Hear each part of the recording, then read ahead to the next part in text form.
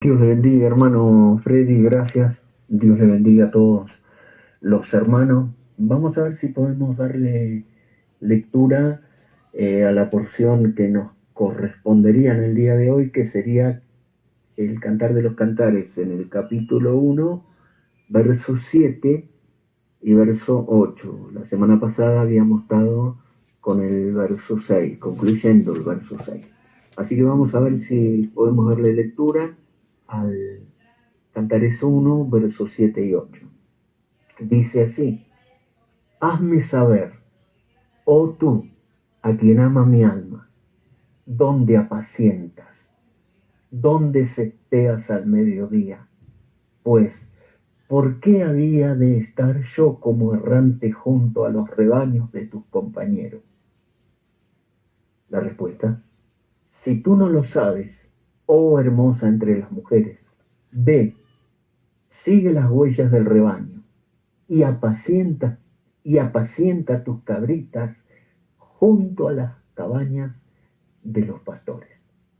Nuevamente, estos dos versículos son importantes porque ahora hay un cambio de escena, aunque sigue la continuidad de la escena rural, pero va a ir de las viñas a lo pastoril. Y entonces aquí en estos dos versículos está cargado de las escenas eh, rurales pero pastoriles. Dice: hazme saber, es la tsunamita hablando, hazme saber, oh tú, a quien ama mi alma. Esto es muy importante. Ella se está dirigiendo al amado, a quien ama mi alma. En muchas ocasiones va a decirlo de esta manera: habéis visto al que ama mi alma, por las noches busqué en mi lecho al que ama mi alma. Y aquí se dirige a él directamente de esa manera: hazme saber, oh tú, a quien ama mi alma, dónde apacientas, dónde pastoreas y dónde cesteas al mediodía. O sea, ¿dónde están tus ovejas y a dónde está tu rebaño y cuál es tu recorrido para el apacentamiento? Pues, ¿por qué habría yo de estar como errante buscándote junto a los rebaños de tus compañeros? La respuesta del amado es: si tú no lo sabes, oh hermosa entre las mujeres. Ya para esta altura se le dice a ella, oh hermosa entre las mujeres, que fue lo que estuvo batallando en el harén y que estuvo batallando en las viñas y estuvo batallando en todos lados por su aspecto. Pero aquí el amado le dice, oh hermosa entre las mujeres, ve, sigue las huellas del rebaño y apacienta tus cabritas junto a las cabañas de los pastores.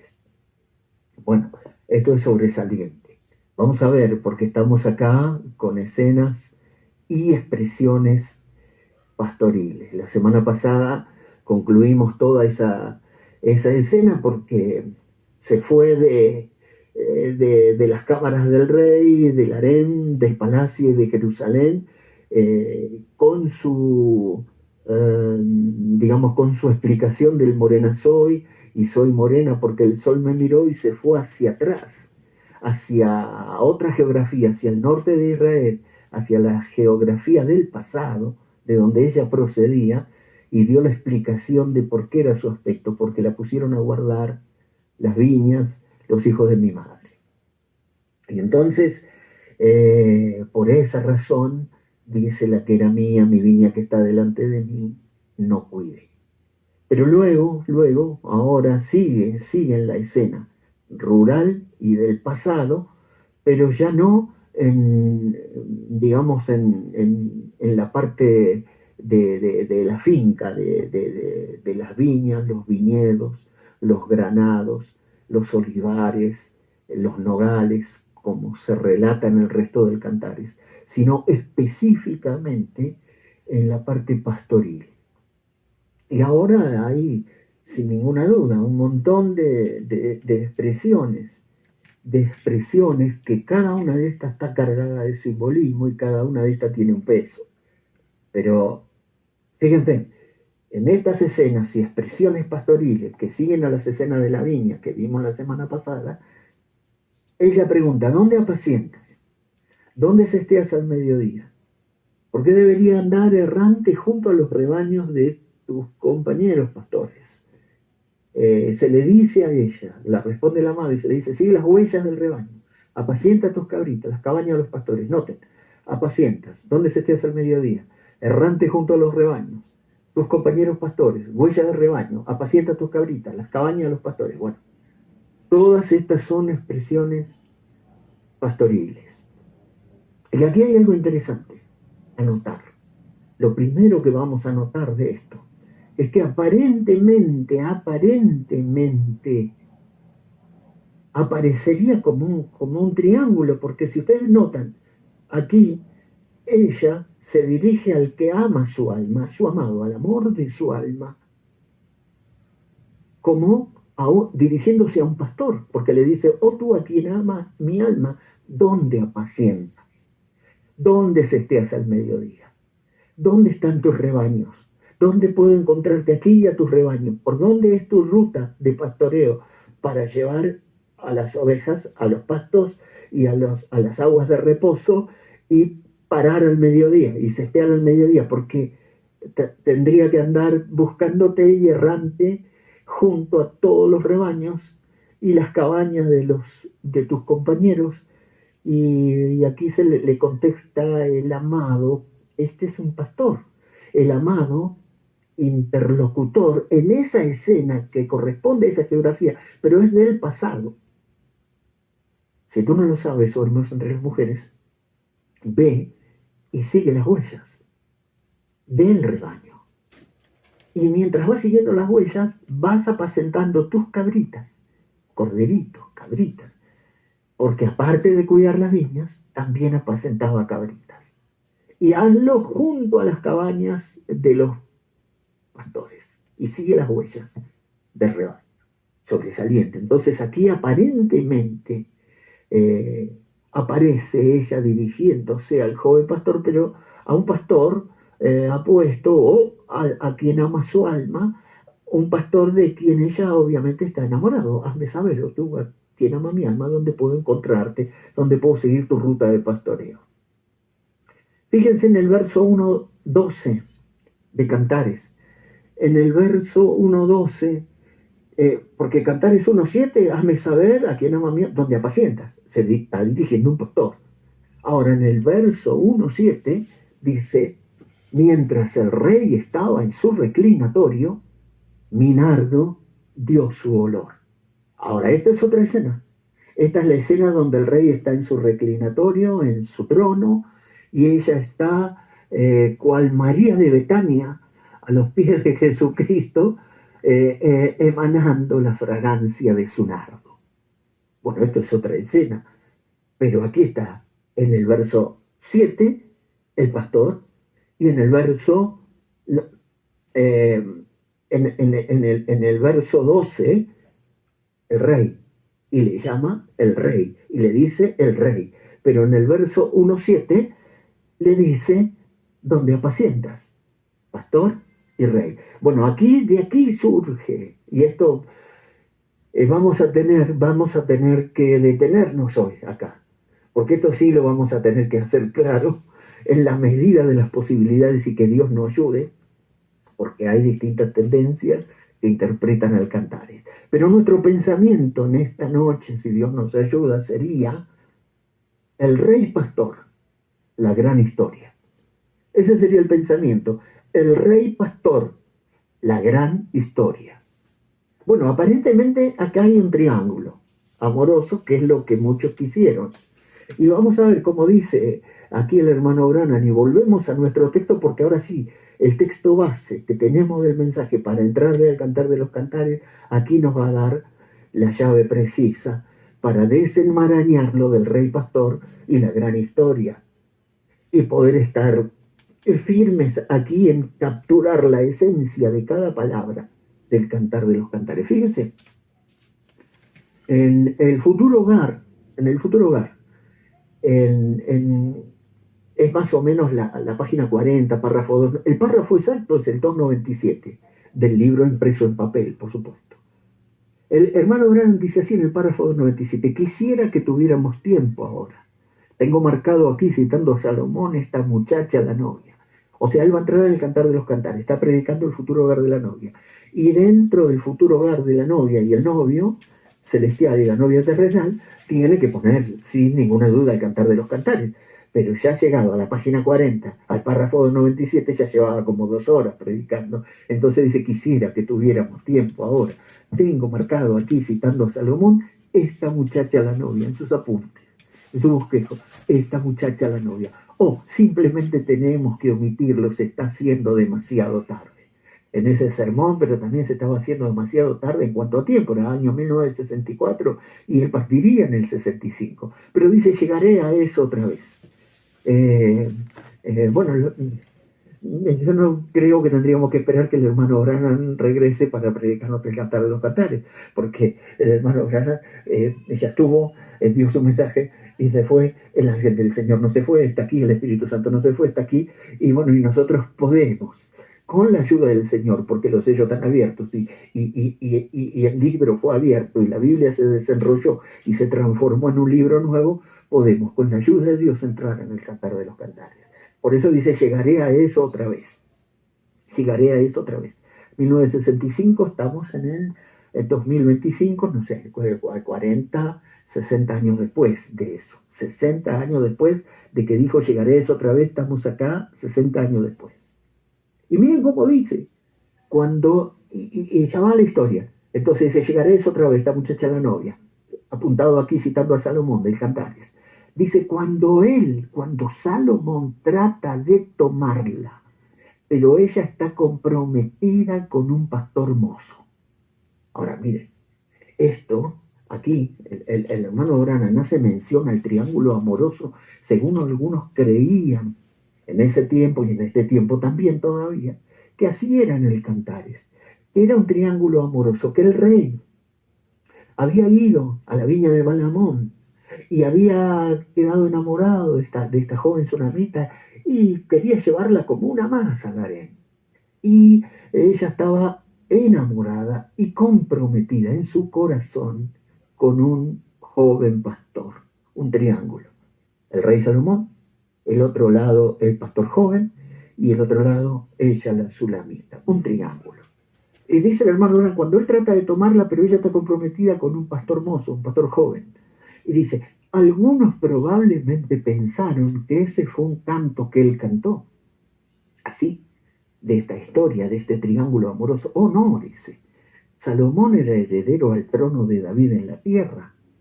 Pero ese era un reino que tenía que perecer, era solo un tipo de Cristo, del verdadero. Salomón era el hijo de David y era heredero del trono de David. Salomón era hijo de David, pero era un tipo del verdadero hijo de David, de Cristo, del David místico, del hijo de David mesiánico. Era un tipo de Cristo enamorado de la novia.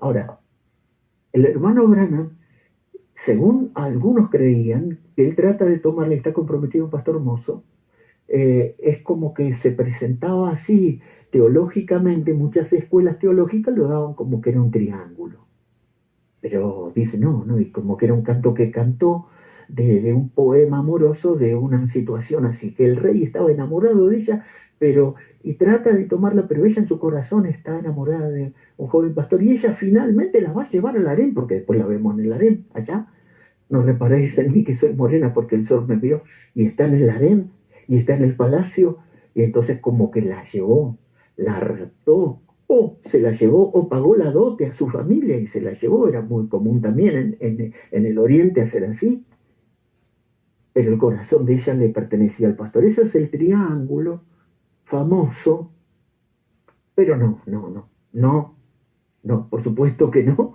porque en esta situación la sulamita sería llevada por Salomón al harén, pero ella en su corazón amaba a su prometido, un joven pastor, y Salomón estaría haciendo el papel de rey villano, que tiene 1000 mujeres en su harén, y le quitaría al joven pastor su única amada. Algo así como lo que hizo David su padre con Urías y Betsabé, por lo cual fue reprendido por Natán, que había un hombre que tenía muchas ovejas, y sin embargo le quitó la oveja a uno que tenía una pobre ovejita al cual la amaba y la cuidaba, Urías a Betsabé.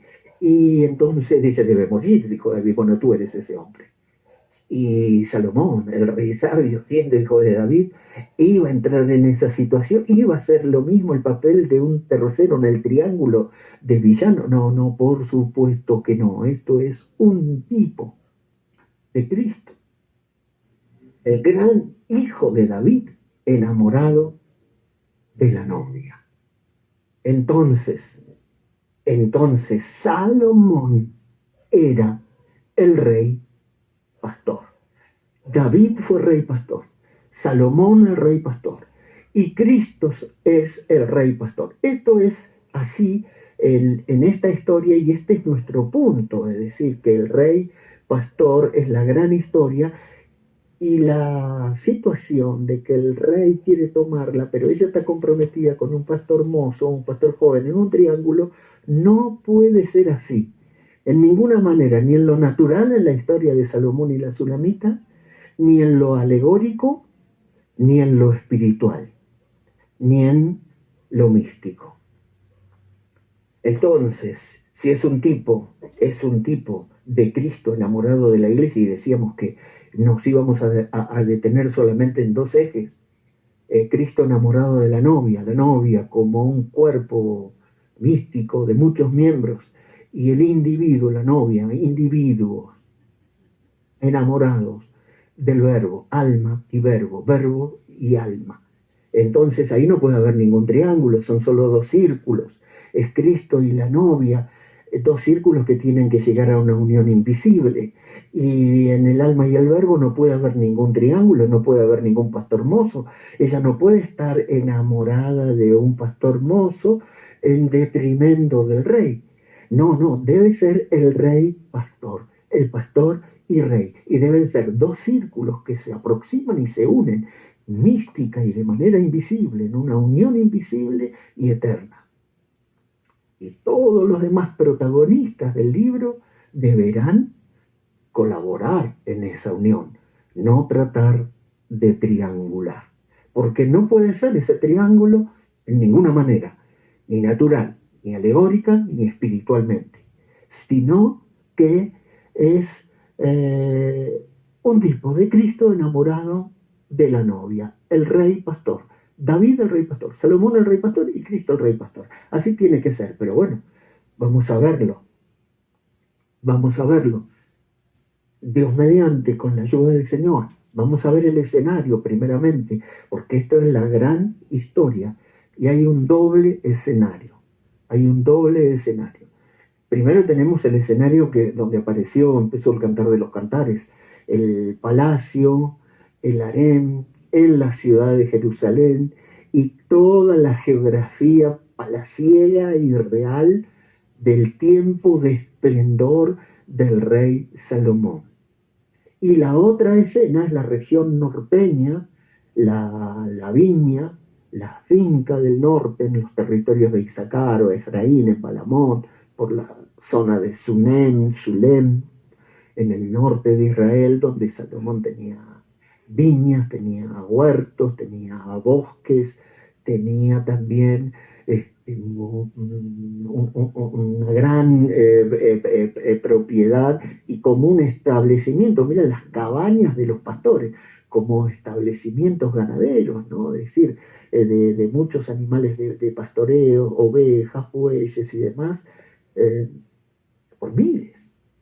Entonces, el gran rey Salomón, cuyo reino iba desde el Éufrates hasta Egipto, o sea, el gran Israel que Dios prometió a Abraham, nunca Israel tuvo tanta extensión, y ese es el territorio real que Dios juró a Abraham, desde el Éufrates, desde Siria, desde Irak, pasando todo por Siria, hasta la ladera de Egipto, del margen del gran río Nilo de Egipto, viniendo para el este, para el este, sí. Entonces tenemos que este gran territorio era un tipo del reino milenial, del gran Israel, y un reino esplendoroso, y todo lo demás, Líbano, Siria, lo que es actualmente la Cisjordania o Jordania, todos los reyes habidos y por haber rendían tributo al rey Salomón. Entonces eran innumerables las posesiones a cuidar, y una de estas norteñas, una de estas fincas o viñas norteñas, que tenía la parte agrícola, pero también la parte ganadera, estaban allí la familia de la Tsunamita. Entonces tenemos estas dos regiones, y el Cantar de los Cantares en ese doble escenario va a ir de un lado a otro, va a ir de acá para allá, pero atención, nunca llevando un hilo cronológico, nunca como una historia que empieza, tiene un desarrollo y luego termina, no, porque es alegórico, es un epitalamio, es un cántico como de bodas, es una cantata que está armada en escenas, así como el Apocalipsis está armado, son visiones, son distintas escenas que parecen inconexas una de la otra, pero cada escena revela algo. Entonces, aquí el Cantar de los Cantares nunca va a llevar un hilo cronológico, pero sino con escenas, como piezas de un gran cuadro. Entonces salta de la ciudad de Jerusalén, el palacio, hacia la región norteña, hacia la región de las fincas y las viñas y los bosques y los huertos y todo eso. Y así se va a desarrollar. Dentro de ese escenario, nosotros encontramos que no hay ninguna lógica en la cronología, porque esta no es una historia que se relata, no es un libro histórico, tampoco es un libro profético, es un libro alegórico. Y es un poema de amor, y es una cantata. Y está escrito en otro idioma, está escrito en otro lenguaje. Pero hermano Ángel, entonces ¿cómo va a ser? ¿Va a predicar todo el Cantar de los Cantares a través de la alegoría? Y sí, no nos queda a través de la alegoría, los símbolos, las figuras, porque cada alegoría que estamos viendo, cada versículo, no podemos salirnos a veces de un versículo, porque cada alegoría cuando se abre, se libera toda esa palabra que está en toda la Biblia y en el mensaje. Entonces está escondido el mensaje. En el Cantar de los Cantares está oculto, parece una historia inconexa que no tiene mucho, pero estos dos versículos que leímos está cargado toda la historia de redención prácticamente ahí, bíblica, escondida en todas estas escenas pastoriles. Y fíjense, vamos a ver, sí, no hay una lógica, sino que esto es una obra de amor, digamos, es un canto, es el Cantar de los Cantares. Y necesitamos que Dios nos ayude para entrar en alegoría, como dijo Spurgeon, quitarnos el calzado de nuestros pies y acercarnos a esta zarza ardiente que es el Cantar de los Cantares. Y vamos a ver, sí, por supuesto, el Cantares 8:11 que vimos la semana pasada, Salomón tuvo una viña en Balamón, la cual entregó a guardas, cada uno de los cuales debía traer 1000 monedas de plata por su fruto. Esta es la llave para ver dónde se desarrolla la escena. Esto prepara el terreno para esa historia de amor de esta familia campesina, pobre, que alquiló un viñedo a Salomón. Y eran responsables de cuidarla y recibiendo un porcentaje por su trabajo. Era una familia de efraíta, efratea, que trabajaban para Salomón. Algunos pueden llamarlos montañeses, era una región montañosa, de los montes de Gilboa, monte de Tabor, Sunam, por donde era la mujer Tsunamita, donde era Isaac Tsunamita, donde fue el monte de la transfiguración, donde fue la batalla ahí de los montes de Gilboa de Saúl y Jonatán contra los filisteos. Bueno, pero no se menciona un padre, solo una madre, 2 hijas y 2 o más hijos. Y la hija mayor era una especie, como vamos viendo hasta ahora, de Cenicienta. Sus hermanos la obligaban a trabajar en los viñedos, y cuando terminaba de las arduas tareas de la viña, que son muchas, ella allí pastoreaba también las ovejas, más precisamente las cabritas y los corderitos. Y ella dijo que como la pusieron a guardar las viñas, su viña no guardó, la que era de ella, hablando en lo natural, en su aspecto, el sol me miró, por eso soy morena y negra para ustedes como una mujer cusita, pero en realidad es el sol que me tostó, el sol me miró. Pero también el rey me miró, y así lo vimos, ¿no? El sol me miró, morena soy, y me pusieron a guardar las viñas, y ahí vamos con el Cantar de los Cantares. Pero ella, sin ninguna duda, estando en esa región que era un paso, una región de paso para las caravanas que iban a Damasco, Siria. Seguramente vería ver las caravanas con las caravanas reales o las caravanas de los príncipes que iban a Damasco, las caravanas comerciales, esas caravanas que subían del desierto como columna de humo ahumada, de mirra e incienso y demás, y miraba ahí de reojo a esas mujeres que iban en esos carruajes y se comparaba mirando esas hermosas damas con sus joyas y sedas y esta joven trabajando en las viñas y cuidando las cabritas en una familia pobre del norte de Israel. Pero un día, porque acá nosotros tenemos que arrancar y ver a quién le dirige estas palabras. Hazme saber, oh tú, a quien ama mi alma. Y decíamos que el Cantares 8:11 era la llave porque nos daba el marco de la viña, y después Cantares 8:5 también era, digamos, otra de las claves, porque debajo del manzano te vi y te desperté, allí donde tu madre fue estregado, allí donde tu madre tuvo dolores y allí donde tu madre te dio luz. Allí sucedió lo que sucedió con tu madre y allí también te dio luz. Debajo de ese manzano ahí te vi, un gran simbolismo de los dos manzanos. Y Salomón, viendo esta tsunamita extenuada luego de trabajar y quedar agotada, ahí dormida debajo del manzano apenas una horita quizás, y entonces él la vio allí con su aspecto, esta joven, ¿no? Con un gran carácter. Y ya para ese tiempo eh, Salomón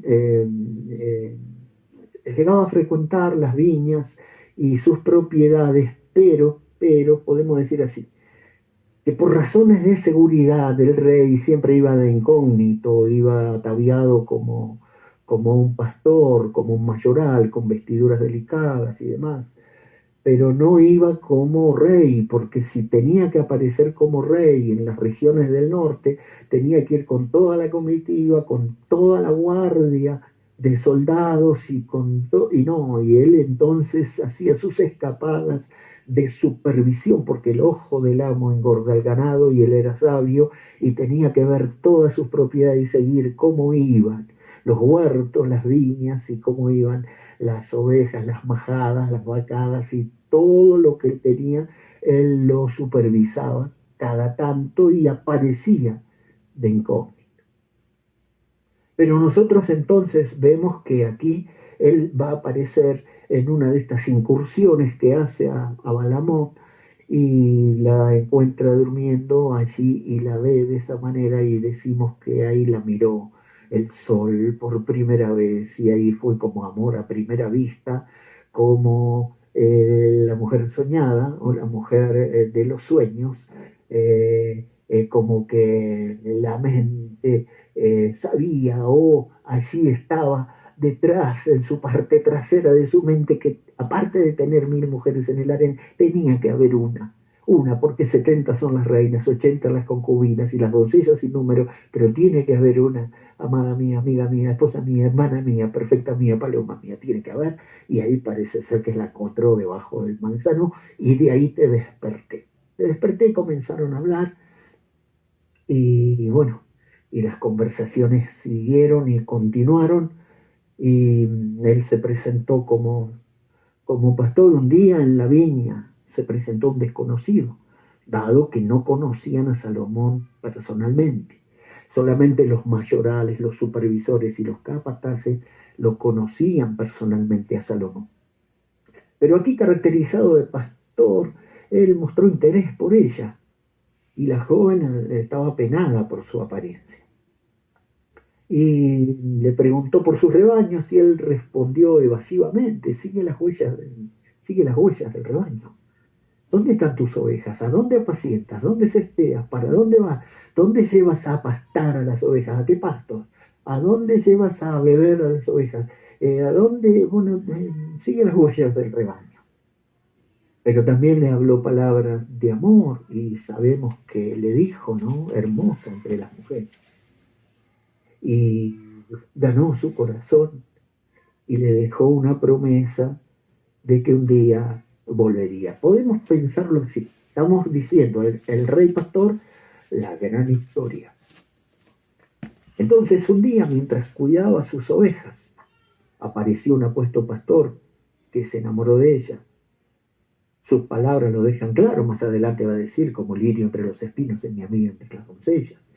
Definitivamente eres tú hermosa, amiga mía, tú eres hermosa, toda tú eres hermosa, amiga mía, en ti no hay mancha. Estas palabras las va a decir, pero la primera que va a decir aquí en el verso 7 es hermosa entre las mujeres, a pesar de que ella tuvo que primero defenderse en el harén diciendo, soy morena, soy negra, soy fea a los ojos de ustedes como las tiendas de cedar, como las tiendas de pelo de cabra negra de los beduinos, pero soy hermosa como las cortinas de Salomón para Salomón, porque me dijo hermosa entre las mujeres.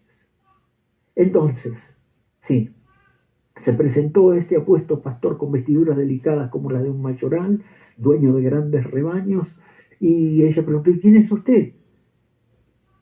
Cuando habló por primera vez, soy el pastor Lemuel, posiblemente el nombre seudónimo de Salomón, Proverbios capítulo 30, palabras del rey Lemuel. Cierra, nosotros los elementos que tenemos son los proverbios, es Eclesiastés, es el Cantar, es el libro de los reyes y es el libro de las crónicas. Y aquí nos da una pista también, las últimas palabras de los proverbios la hace con un seudónimo. Muchos creen que es otro rey, que algún rey sabio que hubo y que Salomón está citando, pero Salomón escribió como 3000 proverbios y no iba a estar poniendo en la Biblia los dichos ni de Sócrates, ni de Platón, ni de otros sabios orientales de la época, sino que el más grande de todos en sabiduría era Salomón, porque era el don de Dios y era el más sabio entre los sabios, y era Lemuel, era el pastor Lemuel, posible nombre seudónimo de Salomón. Salomón de incógnito, por razones de seguridad. La gran mayoría de los trabajadores no conocían personalmente al rey. Fíjense cómo dice Eclesiastés 2, 4 al 7, dice, engrandecí mis obras, edifiqué para mi casa, planté para mis viñas, me hice huertos y jardines, planté árboles de todo fruto, me hice estanque de aguas para regar de ellos el bosque donde crecían los árboles, compré siervos y siervas y tuve siervos nacidos en casa, y también tuve posesión grande de vacas y ovejas, más que todos los que fueron antes de mí en Jerusalén. Tuve grande posesión de vacas y ovejas, más que todos los que fueron antes de mí en Jerusalén.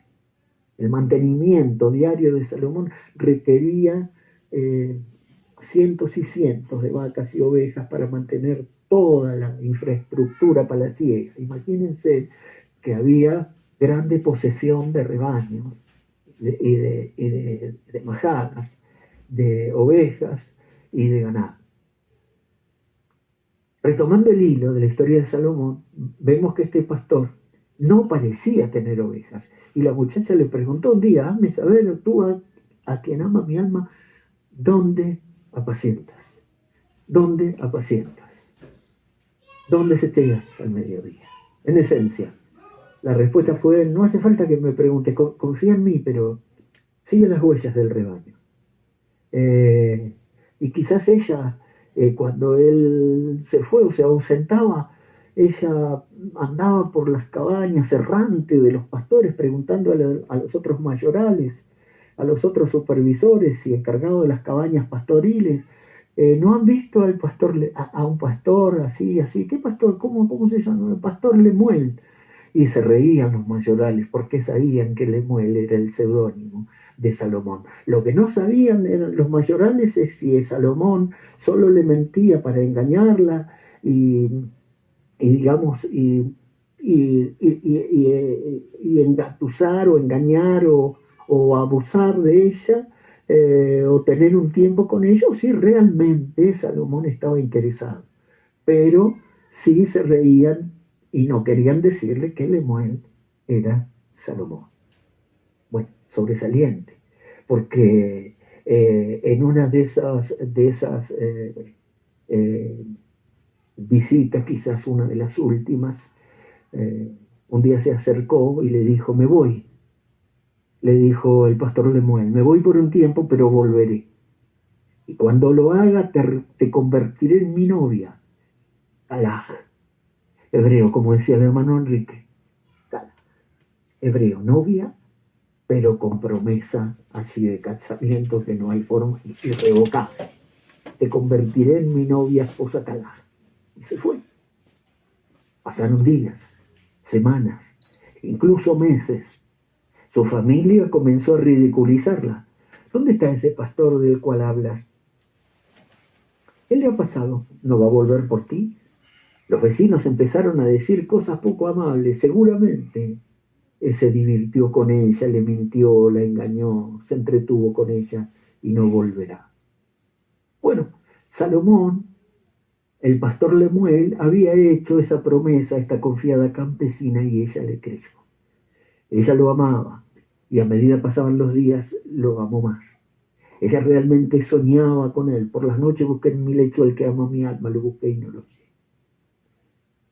Sin duda, pudiéramos decir mucho más, pero pasó cierto tiempo, quizás pasaron días, pasaron meses, pasó cierto tiempo, y un día la futura esposa estaba ocupada en la viña, cuando por el camino se escuchó un grito: el rey viene, viene el rey viene.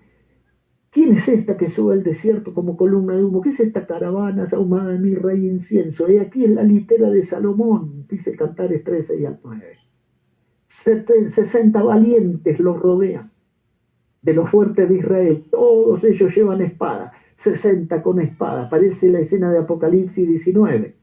Vienen cabalgando en su verdad, diestros en la guerra, cada uno su espada sobre su muslo, por los temores de la noche.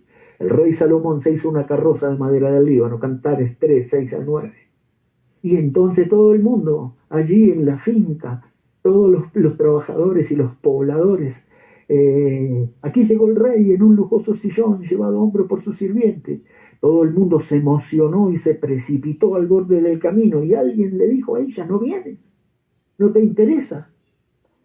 No, dice, ¿quiere decir que no te interesa que pase aquí el rey Salomón? No. Ella preocupada por su trabajo y por pensar en a quien amaba. Y mientras seguía ocupada en la viña, se acercó un criado que le dijo a ella precisamente: Sulamita, el rey quiere verte. ¿A mí? Él no me conoce. Sí, el rey Salomón quiere verte. El rey te mandó a llamar. El rey te mandó a llamar, así como la historia me fijo. O sea, así que la llevaron con ellos. Y cuando llegó a la presencia del rey Salomón, se inclinó, y cuando levantó la vista, se encontró mirando el rostro del pastor al que ella le amaba. Era Lemuel, era Salomón, era el rey, era el pastor, era el rey pastor de esta gran historia. Dice ella misma en Cantares 6 del 11 al 13: al huerto de los nogales descendí a ver los frutos del valle. Ella estaba haciendo esa tarea de inspección. Al huerto de los nogales descendí a ver los frutos del valle, y para ver si brotaban las vides, y si florecían los ganados, y si quedaba tiempo para apacentar las cabritas. Pero fui a ver los nogales, las nueces, y fui a ver los frutos del valle, los frutales, y fui a ver si florecían ya las vides, y si florecían los granados. Pero antes de que lo supiera, Cantares 6, del 11 al 13, mi alma me puso entre los carros de Aminadab. Llegué y ya la caravana estaba encima. Sí, él ha venido ahora. La primera vez vino como pastor, pero ahora ha vuelto como rey. Eso fue más de lo que ella esperaba, y esa fue su experiencia. Esto es lo que ella dice: la voz de mi amado de aquí viene saltando sobre los montes, brincando sobre los collados. Mi amado es semejante al corzo.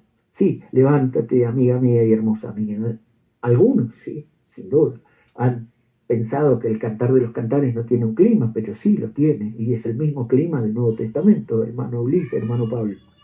Observe el último verso del Cantares del Salomón, y observe el último verso del Nuevo Testamento, y observe el último verso de esta Biblia. El último verso dice: apresúrate, amado mío, y sé semejante al corzo, al cervatillo sobre las montañas de los aromas. Apresúrate, amado mío. Y el Nuevo Testamento, la Biblia termina con esta expresión: y el espíritu y la esposa, Calaf, dicen: ven, No dice la novia, dice la esposa. Y el espíritu y la esposa dicen, ven, se da la voz fina, el espíritu y la esposa dirán lo que dice Dios y le dirán lo que dijo el mensajero en línea. Dios, el mensajero, el espíritu y la esposa dicen, ven, será la voz final en la hora final. Y el espíritu y la esposa dicen, ven, el que da testimonio de estas cosas dice, ciertamente vengo en breve. Y así termina la Biblia. Amén, sí, ven Señor Jesús. Las últimas palabras de la Biblia. Amén, sí, ven Señor Jesús. Ese es el clima de la Biblia, es el punto culminante de nuestra fe y nuestro amor por Él. Así, entonces sí, dese prisa, venga, mi amado. Exactamente. Esa es la gran historia a la letra. La gran historia a la letra en el Cantar de los Cantares entre Salomón y la Sulamita. El rey pastor, la gran historia. Pero es exactamente con el ¿qué decimos? Con el mensaje. Pero parecería ser tan exacta como la conocida historia del ranch, del establecimiento ganadero de Armour y Swift. La historia que contó el hermano Branham. La contó muchas veces, pero en Revelación 4, parte 1 de 1960, la cuenta de una manera muy larga. Cuenta toda la historia como si estaría relatando el Cantar de los Cantares, pero en otra geografía, en el ranch, en el oeste, vaqueros, sombreros, pistolas, un establecimiento ganadero, vacas, vaqueros, caballos, una geografía del oeste, pero en esencia la misma historia. En esencia la misma historia. Todos, por supuesto, todos ustedes conocen la historia, pero podemos mencionarla para beneficio de los que no la conocen. Y dice el hermano Branham en Revelación, capítulo 4, parte 1, de 1960, dice el hermano Branham, y la Armour y Swift tenían un rancho grande, un establecimiento ganadero, y tenían un capataz, un superintendente del rancho, que tenía como 4 o 5 hijas. Y se dieron cuenta y supieron en ese establecimiento, en ese ranch, que uno de los hijos de Armour, el hijo mayor, el joven soltero o el principal, iba a visitar el ranch. Y se rumoreaba que iba a buscar esposa. Y todas estas muchachas estaban seguras que iban a atrapar a ese muchacho, tan pronto como él llegara. Así dice el hermano Branham, miren cómo lo relata. Así que todas estaban preparándose y arreglándolo todo para que él llegara. Cuando él llegó allí, iban a ir a recibirle y a celebrar una fiesta de vaquero con sus vestiditos, con sus flecos en ellos, con sus pistolas en cada cadera y esos sombreros, etcétera. Y ustedes saben.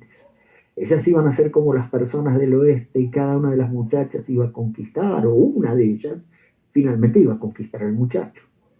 Pero ellas tenían una primita ahí, como les sienta del Cantares. Ellas tenían una primita ahí cuya madre estaba muerta y su padre estaba muerta, y ella era una prima. Era casi la esclava de todos los que estaban allí. La pusieron a hacer esto y la pusieron a hacer aquello y la pusieron a hacer otra. Y todos los trabajos sucios ella tenía que hacerla, lavar los platos y todo. No tenía ropa, tenía que tomar ropa de segunda mano. Así que cuando llegó el tiempo de que en que el muchacho habría de llegar, todas se montaron en sus carruajes y fueron a la estación a recibirlo, disparando sus pistolas y haciendo todo eso, ¿no? Y con sus trajes del oeste. Lo trajeron al rancho y tuvieron una gran fiesta y se sentaron sobre un montón de paja cerca del corral y cantaron y bailaron el country, todo, ¿saben? Toda la noche. Y eso fue por 2 o 3 días. Y esta pequeña prima lejos de la fiesta. Ahora, dice el hermano, no voy a detenerme a comparar esto con algo. Ahora, nuestras primas están muy bien vestidas, con grandes torres, dice, y finas iglesias, bueno, y puntos suspensivos. Así que sigue con la historia. Así que esta muchachita tenía que hacer todo el trabajo duro. Cuando de repente el muchacho, una noche después de terminar la cena, habían tenido los bailes y demás, esas muchachas se habían embellecido, ustedes saben, y esta pobre muchachita tenía que tener puesto un viejo vestidito harapiento. Y una noche ella estaba sentada en el comedor, después que la cena había terminado, había lavado los platos y salió afuera al patio de atrás para tirar el agua de lavar los platos. Y cuando ella se dio vuelta por la cerca del corral, allí estaba él parado. Apoyado en la cerca del corral, le dijo hola. Y ella estaba tan avergonzada porque era el hijo de Albus, del dueño del rancho. Era el hijo del establecimiento. Ella bajó el plato, la cacerola, para que no se fijara que estaba tan harapienta. Empezó a retroceder con sus pies descalzos mirando hacia atrás. Y él caminó hacia ella y le dijo, no tengas miedo, quiero decirte algo. Vine aquí con un propósito, vine a buscar una esposa. Y dijo, he estado buscando por todas partes y no quiero casarme con ninguna de esas muchachas de la ciudad. Deseo obtener lo que pensé que es una verdadera esposa. Y dijo, de todas las que he visto, te he observado por aquí y he averiguado por medio de algunos de los peones que tú eres una prima. Sí, eso es cierto, señor. Quiero preguntarte algo. ¿Te casarías conmigo? Pues ella no sabía qué hacer. Estaba tan turbada. Ella no sabía cómo contestarle al hombre. O yo solo me imagino cómo se sintió ella. Dice el hermano Branham, ¿y ustedes? Cuando yo, dice, una vez pecador, bueno para nada, hijo de un borracho, Jesucristo dijo, te quiero para mí. ¿Cómo pudo haber venido él alguna vez a alguien como yo? ¿Cómo pudo él alguna vez decirme que yo te daré un hogar en el cielo? ¿Cómo pudo él alguna vez decir yo te salvaré a un miserable como yo? ¿Cómo pudo ser? Pero él lo hizo. Ella dijo, Señor, yo no soy digna. Yo no calificaría como esposa para un hombre como usted.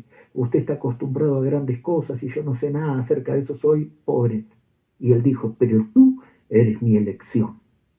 Yo te elijo a ti. Y no fue agradable cuando Jesús le dijo a ustedes eso. Ustedes sabían que no eran dignos de ser cristianos. Ustedes sabían que no había nada que ustedes pudieran hacer alguna vez. Pero Él los escogió. Es su bondad, su misericordia que los escogió a ustedes, no que los escogieron ustedes a Él. Ustedes saben, Él los escogió a ustedes, eso es correcto. Ella dijo, yo no mires tus ropas, yo no me fijo en tus ropas, yo miro lo que tú eres, te casarías conmigo. Y finalmente llegaron a un acuerdo. Él dijo, en un año, a partir de este día yo volveré. Estate lista, te he puesto el traje de boda, porque volveré y me casaré contigo a ti mismo en estos terrenos. Y te llevaré a Chicago o allí, a tal lugar, y allí tendrás un palacio donde vivir, y todo ese lavar de platos y cosas habrá terminado. Cuando las hermanas o las primas oyeron acerca de eso, dijeron, tú, pobre, pequeña, tonta, ignorante, tú sabes que ese hombre no quiso decir eso. Y no es exactamente lo que ellos dicen, ¿no? ¿Cómo podría un montón de gente que apenas puede escribir su propio nombre, cómo podrían ellos ser la iglesia, ser la novia? ¿Cómo podrían ser un grupo como ese? Está muy bien, pero cuando nos comprometimos y sentimos ese beso de compromiso de Jesucristo en nuestros corazones para quitar nuestros pecados, algo nos dice que va a regresar de nuevo, algún día va a regresar. Ella trabajó todo el año, duramente, ahorrando sus centavos. Dice, y a ella todo lo que le daban por su salario lo ahorraba todo lo que podía. Dice, para comprar su vestido, para comprar lo que necesitaba, todas esas cosas que necesita para prepararse. Y ella dice la Biblia, ella se ha preparado. Ella consiguió su ropa de boda, mientras sus primas se reían y se burlaban de ella. Finalmente llegó el día final. Se puso su traje de boda, se asió y se alistó. Sus primitas la rodearon y se inclinaron junto a ella diciendo, bueno, pequeña tonta, bueno, tú sabes que él no dijo eso en serio, él no le hablaría en serio, él no se casaría con una muchacha como tú. De todas maneras, ella se preparó. Así que haciéndose tarde en la noche, ellas empezaron a burlarse y a reírse de ella. De todas maneras, ella estuvo de pie en la puerta esperando. Y ellas dijeron, ¿a qué hora estaría por aquí? Él no lo dijo. No dijo la hora, pero dijo que vendría. Ella le dijo, sí, dice, él me dijo la noche que él se casaría, o que él me dio el anillo de compromiso, me dijo, será como de aquí un año. Así que me queda una hora, es el último día, me queda una hora, estamos en el último día, en el último instante, me queda una hora, amén, sigo esperando, me queda media hora, me quedan 30 minutos, me quedan 10 minutos, todas ellas se rieron y se burlaron y la llamaron de todo. Pero finalmente, exactamente en esa hora crucial, ellas oyeron el sonido de la arena bajo las ruedas. Los caballos se acercaban. Qué cosa fue ver a esa noviecita que se había preparado, saltar fuera de la puerta y correr por aquellos enrejados cubiertos de rosas ahí afuera para volar a los brazos del hombre que amaba. que iba a ser su esposo, que la metiera recogiéndola de esa manera en el carruaje, se casaran y se fueran a caballo. Exactamente, así fue en esa historia de la suite, así fue, dice, en el Cantar de los Cantares, así fue en tantas historias similares, pero así es también en la Biblia. Así que dice la Biblia, y escuchen, dice el hermano Branham, que dicen en el cielo: gocémonos y alegrémonos y démosle gloria, porque han llegado las bodas del Cordero y su esposa se ha preparado, su esposa Calá se ha preparado. Lo captan, dice, y a ella se le ha concedido que se vista de lino fino, limpio y resplandeciente. Bienaventurados, dijo el ángel, los que son llamados a la cena de las bodas del Cordero. Estas palabras son fieles y verdaderas. Así que solamente permanezcan preparados, manténganse preparados, tengan fe en Dios, la hora llegará. Bueno, entonces parece ser que la historia, la gran historia del Cantar de los Cantares, es muy parecida a la gran historia de Armor y la Swift, pero es la gran historia, pero este es el símbolo nada más. Esa es la alegoría, eso es a la letra, esa es la parte simbólica, esa es la parte alegórica. Pero ¿qué de la parte real?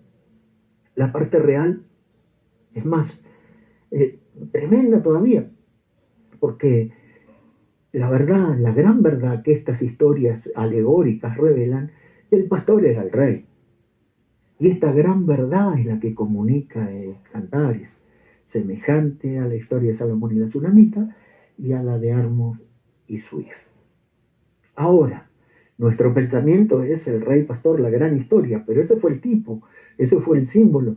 Pero veamos ahora el antitipo, veamos ahora la realidad.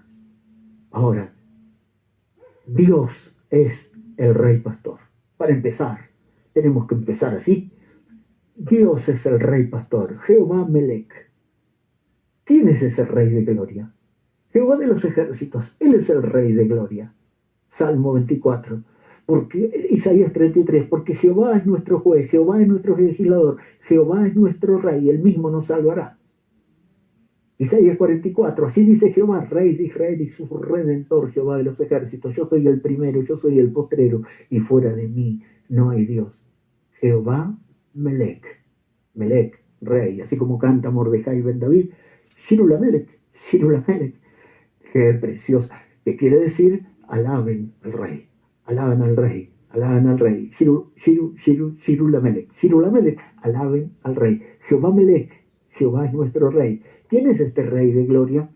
Jehová de los ejércitos, Él es el rey de gloria. Salmo 24, 10.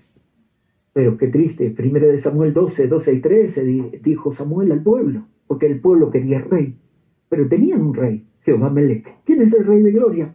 Jehová Melech. Alaben al rey, Shirula Melech. Así dice Jehová, rey de Israel y su redentor, Jehová de los ejércitos, yo soy el primero y el postrero, fuera de mí no hay Dios.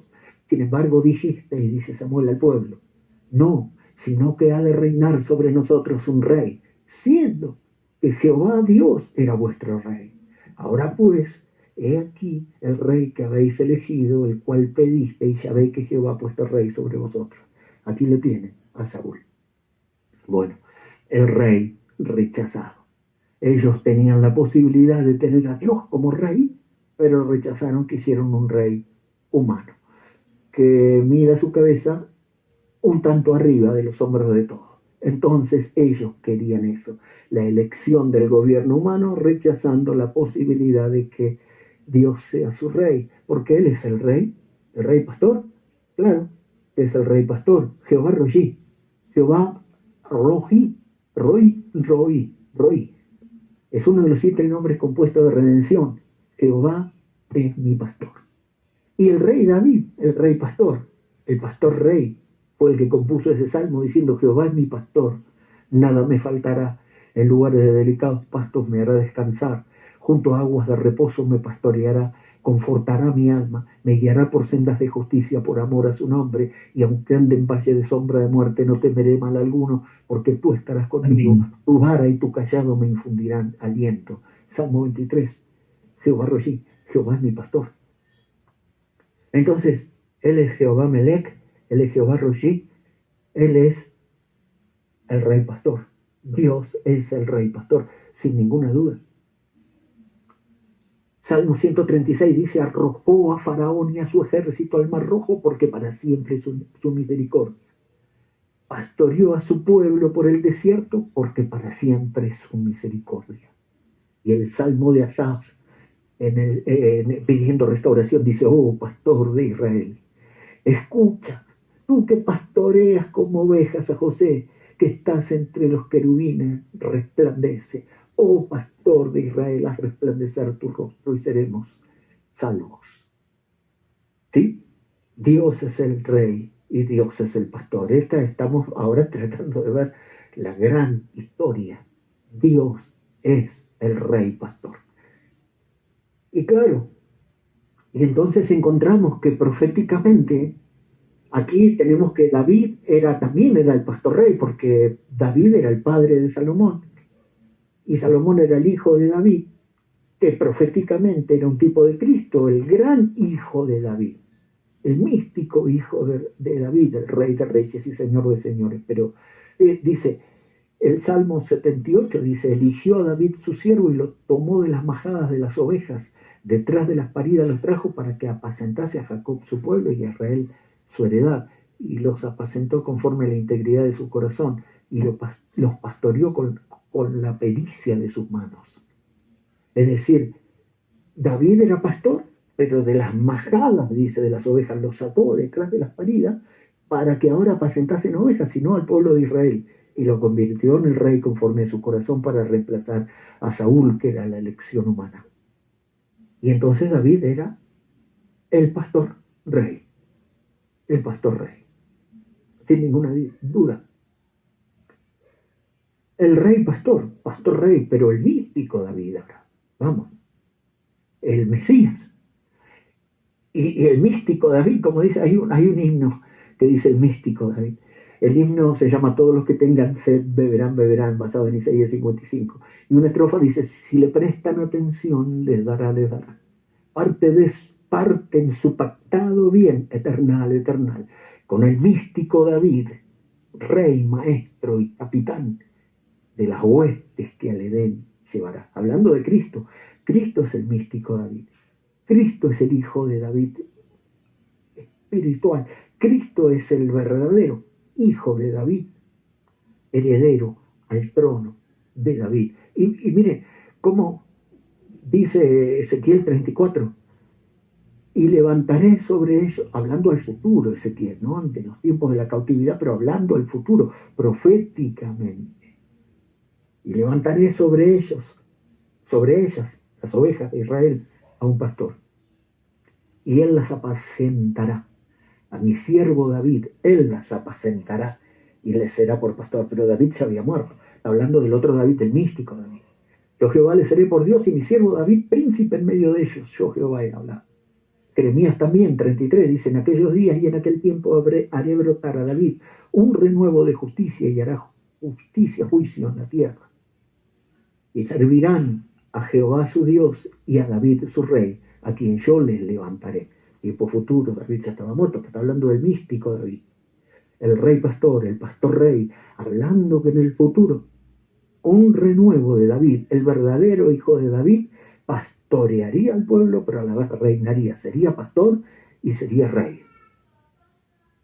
Mi siervo David será sobre ellos, y todos tendrán un solo pastor, dice Ezequiel 37, y andarán en mis preceptos y mis estatutos. Ezequiel 37, mi siervo David será rey sobre ellos, y todos tendrán un solo pastor, el rey pastor, el místico David. Por supuesto, el Señor Jesucristo. Así fue como le dijo el ángel Gabriel, y ahora concebirás en tu vientre y darás a luz un hijo y llamarás su nombre Jesús. Este será grande y será llamado Hijo del Altísimo, y el Señor Dios le dará el trono de David su padre, y reinará sobre la casa de Jacob para siempre, y su reino no tendrá fin. Él se sentará en el trono de David su padre, el hijo de David, el místico hijo de David, el rey, y reinará sobre la casa de Israel, sobre la casa de Jacob, para siempre, y su reino no tendrá fin. Por eso que es raro cuando en la teología de nuestros hermanos en el mensaje no incluían a Israel en el milenio. Qué raro. Porque el rey, el hijo de David, se sentará en el trono de David su padre y reinará sobre la casa de Jacob para siempre, y su reino no tendrá fin. Seguirá por 1000 años y empalmará hacia la eternidad. Bueno, Jesús es el rey pastor. Pero antes de reinar viene, Jesús es el rey pastor, el pastor rey. Pero antes de reinar viene primero como pastor. Juan 10, Jesús mismo lo dice. Jehová Rojí, el buen Rojí, el buen pastor. Yo soy el buen pastor, y el buen pastor su vida da por las ovejas. Mas el asalariado y que no es el pastor, de quien no son propias las ovejas, ve venir al lobo de las ovejas y huye. Y el lobo arrebata las ovejas y las dispersa. Así que el asalariado huye porque es asalariado y no le importan las ovejas. Yo soy el buen pastor y conozco mis ovejas, y las mías me conocen. Así como el Padre me conoce y yo conozco al Padre y pongo mi vida por las ovejas. También tengo otras ovejas que no son de este redil, las tengo que traer. Y oirán mi voz, y habrá un rebaño y un pastor. Yo soy el buen pastor, y el buen pastor su vida da por las ovejas. Sin ninguna duda es el rey pastor, el pastor rey.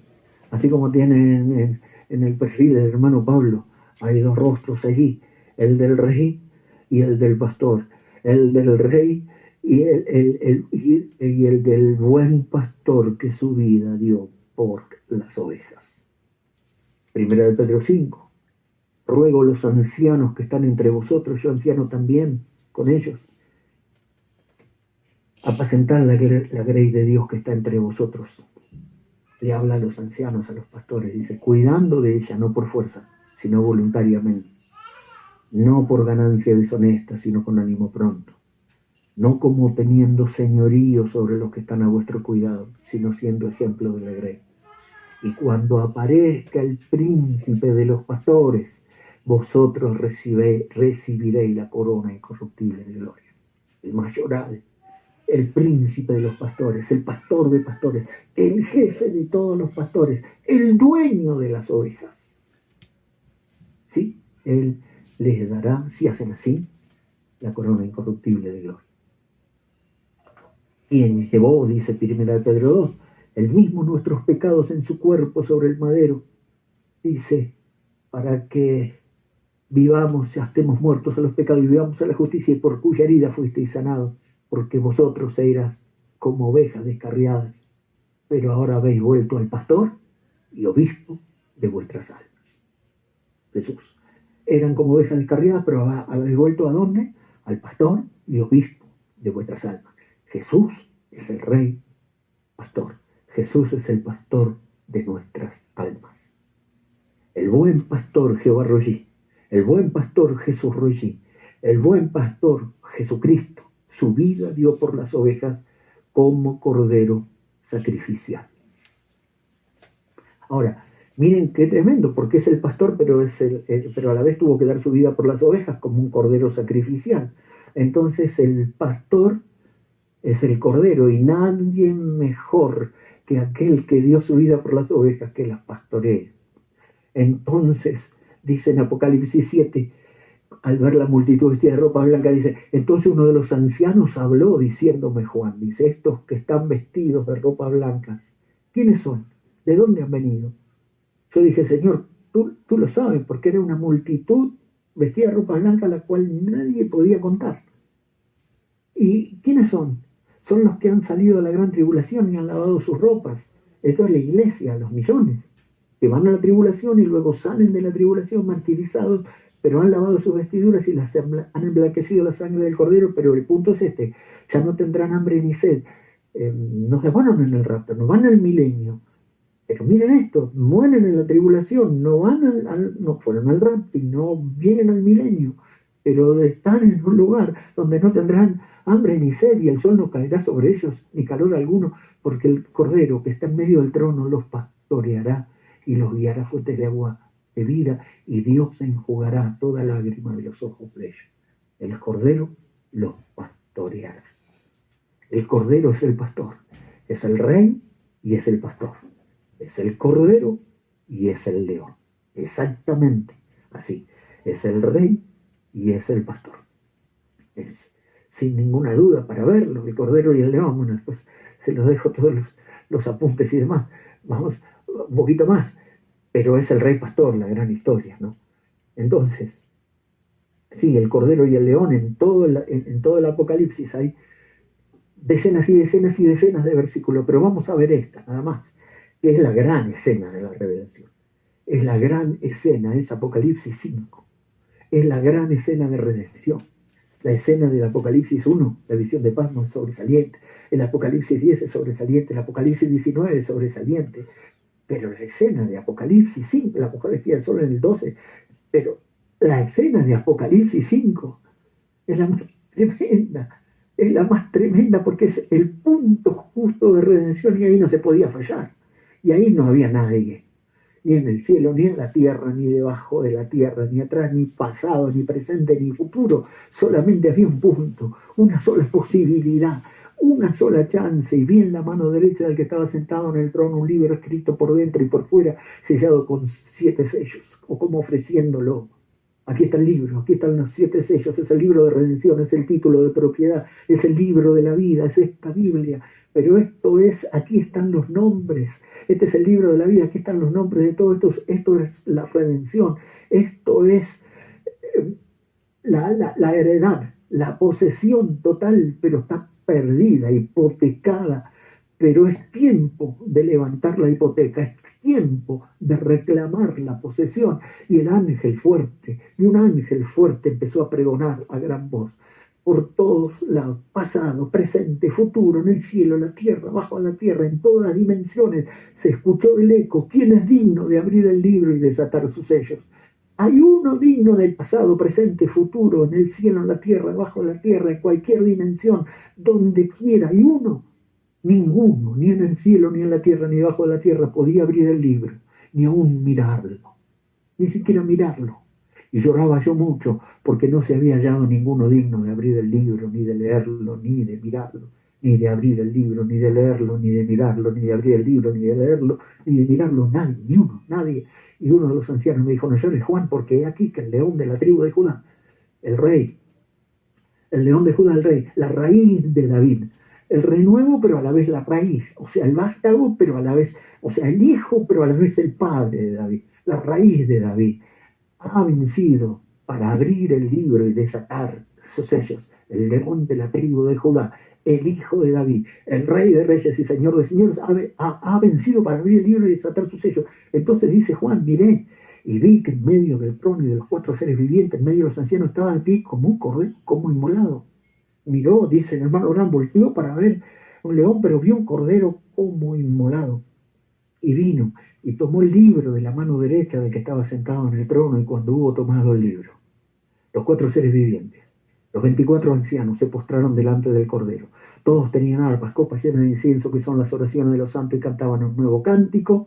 Y este es el cántico, y no puede haber otro cántico: digno eres de tomar el libro y abrir sus sellos, porque tú fuiste inmolado y con tu sangre nos has redimido para Dios de todo linaje, lengua y pueblo y nación, y nos has hecho para nuestro Dios reyes y sacerdotes, y reinaremos sobre la tierra. El león ha vencido, el león va a abrir el libro, el león va a desatar los sellos, el león de Judá, el hijo de David, el rey. Y miró para ver al león y vio un cordero inmolado. El rey pastor, el rey cordero, Jehová Melech, Jehová Roshi. Y bueno, no hay nadie, ni en el pasado, ni en el presente, ni en el futuro, que lo vaya a decir de la misma forma, como lo dijo el hermano Branham, en la brecha entre las 7 edades y los 7 sellos. Nadie nunca lo va a expresar al Apocalipsis 5, la gran escena de redención, como la expresó el hermano Branham, en la brecha entre las 7 edades de la iglesia y los 7 sellos. Y dice así el hermano Branham: tenemos que leer, no lo podemos obviar, lo tenemos que leer. Total, hoy es viernes. Miren, dice, y Juan empezó a llorar porque no había ninguno digno, dice el hermano Branham. Y nadie, ni siquiera podía mirar el libro. Se necesitaba un ser humano, dice. Juan lloraba porque no había nadie que podía hacerlo y todo estaba perdido. Y vino una voz, uno de los ancianos parado en medio de los 4 seres y de todas las huestes, y dijo: Juan, no llores. Qué cosa, la gracia de Dios. Juan, no se quebrante tu corazón, no llores más, porque el león de la tribu de Judá, la raíz y el linaje de David, ha prevalecido. Prevalecer quiere decir luchar y vencer. ¿Qué cosa? En el huerto de Getsemaní, cuando la sangre caía sobre su rostro, le estaba venciendo. El león y la raíz de David ha prevalecido, ha vencido, y este león de la tribu de Judá ha prevalecido. Y dijo: no llores más, Juan, porque él ha vencido. Ya venció, lo ha hecho, está concluido. ¿Qué cosa? Pero cuando Juan volteó para mirar, él vio un cordero. Qué diferente a un león. Él dijo: el león ha vencido. Y podía expresarlo pero de otra manera, pero ahí está, allí está un león. Es el rey de la selva y de las bestias. El león es el rey de reyes, el león de Judá, el hijo de David, es lo más fuerte, es el león, es el rey. Pero cuando te tengo aquí en la visión, te estoy mostrando algo y todo, no hay nada, dice, yo sé que estás todo angustiado porque no hay nada para redimir, parece que todo está perdido, pero el león ha vencido. Y entonces él dijo: el león de Judá. ¿Por qué Judá? Dice el legislador, el cachorro de leones de Judá, la profecía de Jacob, y el legislador de entre tus pies hasta que venga Shiloh, y a él se congregarán los pueblos. El descendiente Shiloh, el descendiente de Judá, el león de la tribu de Judá. Hasta el día de hoy, Judá, el emblema de Israel, es el león de Judá, sin ninguna duda el hijo de David, porque la profecía es el legislador Shiloh, el Mesías. Pero cuando él se dio vuelta, dice el hermano Branham, para ver dónde estaba el león, vio un cordero. Es algo muy extraño, esperaba ver un león y ver un cordero. El anciano lo llamó león, pero cuando Juan lo miró, vio un cordero como que había sido inmolado desde la fundación del mundo. Un cordero que había sido inmolado. ¿Qué fue? ¿Cómo era ese cordero? Estaba ensangrentado y herido. Estaba ensangrentado. Estaba inmolado, partido, quebrantado, ensangrentado. ¿Qué cosa? ¿Cómo puedes mirar ese cuadro y permanecer un pecador? Dice: salió un cordero. El anciano dijo: el león ha vencido. Miró para ver al león y venía un cordero temblando, ensangrentado, herido, pero había prevalecido.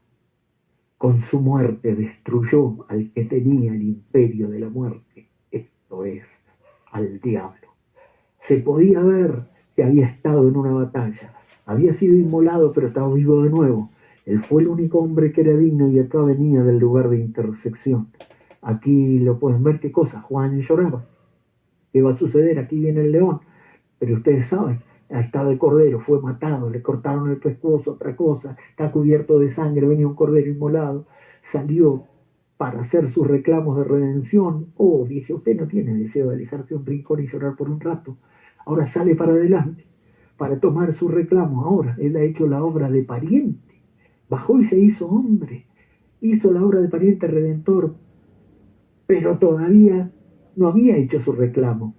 Él murió en la cruz para pagar el precio hace 2000 años, pero no había hecho la obra de reclamo, pero la hora llegó en el tiempo del fin, y entonces dice: sí, ahora viene a la escena para reclamar sus derechos. Observen lo que sucede: por los cuales fue inmolado, porque vino para ser pariente del hombre, para morir en su lugar, para redimirlo.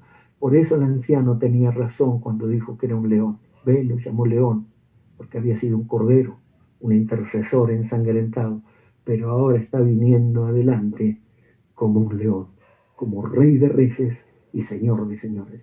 El cordero en su primera venida, el león en su segunda venida.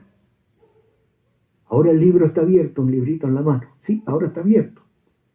Y el sol como columna de fuego, su rostro como el sol. Espera un momento, permítame, dice Apocalipsis 10. Tenía en su mano un librito abierto. Y clamó a gran voz como ruge un león, el león de Judá.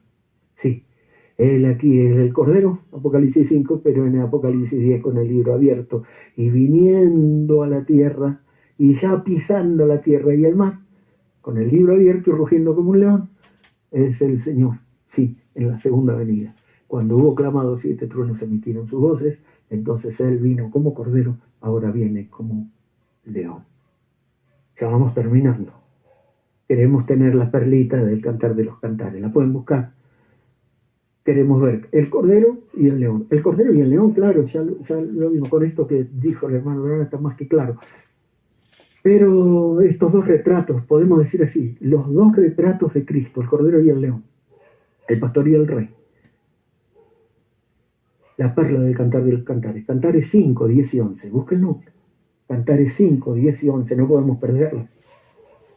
Esta es una de las perlas del Cantar de los Cantares, y con este versículo tratan de apoyar la teoría del pastor mozo.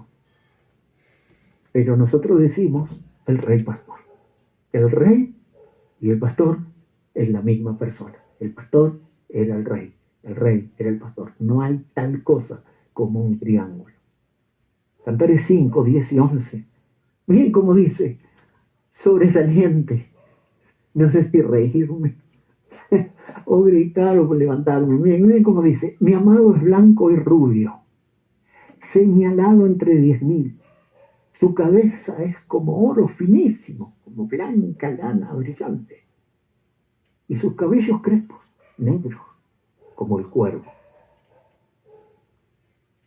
Mire, mi amado es blanco y rubio pelo amarillo, muy clarito. Y es blanco, señalado entre 10.000, el más hermoso entre 10.000. Su cabeza es como oro finísimo, amarillo, blanquecino, como blanca lana brillante. Y luego dice, punto y coma, sus cabellos crespos, negros como el cuervo. Pero parece la Sulamita cuando dice, morena soy como las tiendas de Cedar y como las cortinas de Salomón. ¿En qué quedamos? ¿Cabras de pelo negro o cortinas de lino fino? ¿En qué quedamos? ¿Blanco y rubio con su cabello como oro finísimo o sus cabellos son crespos y negros como el cuero? El rey es el pastor. El cordero es el león. El rey es blanco y rubio, cabeza de oro finísimo como blanca lana y brillando como el sol. Pero el pastor es tez morena, cabellos negros como el cuero. Los dos retratos de Cristo. Isaías 53 y el Salmo 45. Isaías 53 nos muestran el cuadro del cordero, del pastor cordero, de Rollí. Y Salmo 45 nos muestra el cuadro del rey glorioso, del rey venidero. Entonces tenemos dos cuadros, dos retratos de Cristo, el del pastor y el del rey, el del cordero y el del león.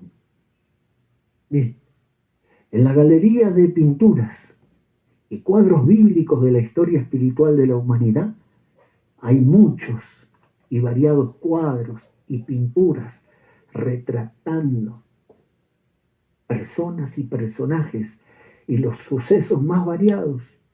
Todos estos cuadros bíblicos de la historia espiritual de la humanidad, hay cientos y cientos de cuadros y pinturas retratando personas y personajes y sucesos de los más variados. Pero en el centro de esa galería hay dos cuadros principales y todos los demás cuadros están agrupados alrededor, conectados y relacionados. Ninguno de todos los cuadros tendría sentido ni valor sin estos dos cuadros principales. Y estos dos cuadros se complementan el uno al otro y no pueden existir el uno sin el otro. Son los dos retratos de Cristo, Isaías 53 y el Salmo 45, el cordero y el león, el rey y el pastor, el cordero y león, el rey y el pastor. La primera y segunda venida del Señor son los dos hitos más sobresalientes del planeta Tierra. Son los dos eventos más sobresalientes del planeta Tierra. Son los climas máximos de la historia de la humanidad, de la historia espiritual de la humanidad. La primera y segunda venida del Señor, el cordero y el león, el rey y el pastor, los dos retratos de Cristo. Fíjense, de memoria lo podemos citar, no lo busquen, pero aunque después están acá las citas y las escrituras, Isaías 53 y el Salmo 45. Isaías 53 dice, primer retrato, no hay parecer en él ni hermosura, y le veremos inatractivo para que le decimos. Primer retrato, Isaías 53, nos muestra a sus cabellos, su tez morena, sus cabellos crespos, negros como el cuerpo, y no hay parecer en él, ni hermosura y sin atractivo. Y en 52, 13 y 14 dice, aquí mi siervo, en este cuadro. Y cómo se asombraron de ti muchos, de tal manera fue desfigurado de los hombres su parecer, y su hermosura más que todos los hijos de los hombres. A ningún rostro lo desfiguraron de tal manera. Cómo se asombraron de ti muchos, de tal manera fue desfigurado de los hombres su parecer. Nosotros tenemos las imágenes o los cuadritos así, o las imágenes del rostro del protagonista de la pasión de Cristo. Y es extremadamente impresionante solamente verlo, y es una actuación. Y eso es una actuación. Pero miren el cuadro que pinta la palabra de lo que verdaderamente fue el rostro del pastor, el rostro del cordero, el rostro del amado llamado, tiene cabellos crespos, negros como el cuervo, pero no hay parecer en él ni hermosura, pero le veremos inatractivo para que le decimos, desfigurado de tal manera de los hombres su parecer. El Salmo 45 es el rey glorioso, el rey venidero, el blanco y rubio y sus cabezas como oro, pero dice el verso 1 y 2 del Salmo 45, rebosa mi corazón palabra buena, dirijo al rey mi canto, mi lengua es pluma de escribiente muy ligera, eres el más hermoso de los hijos de los hombres. El otro era no había hermosura, estaba desfigurado más que cualquier hombre en toda la historia de la humanidad, su rostro. No había parecer, no había hermosura, fue desfigurado de tal manera que fue el asombro de todos. Pero el rey, a quien dirijo mi canto, es el más hermoso de los hijos de los hombres. La gracia se derramó en tus labios, por tanto Dios te ha bendecido para siempre. Primer retrato, la desfiguración del rostro del Mesías. Sin parecer, sin hermosura, sin atractivo. Y la segunda, la del rey, en su segunda venida, en su resplandor, y como el más hermoso de los hijos de los hombres, el señalado entre 10.000.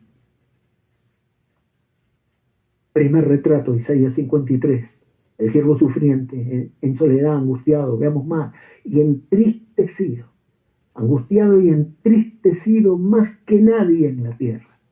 Dice, despreciado y desechado entre los hombres, varón de dolores, experimentado en quebranto y como que escondimos de él el rostro. Fue menospreciado y no lo estimamos. Angustiado él y afligido no abrió su boca. Como cordero fue llevado al matadero, enmudeció y no abrió su boca.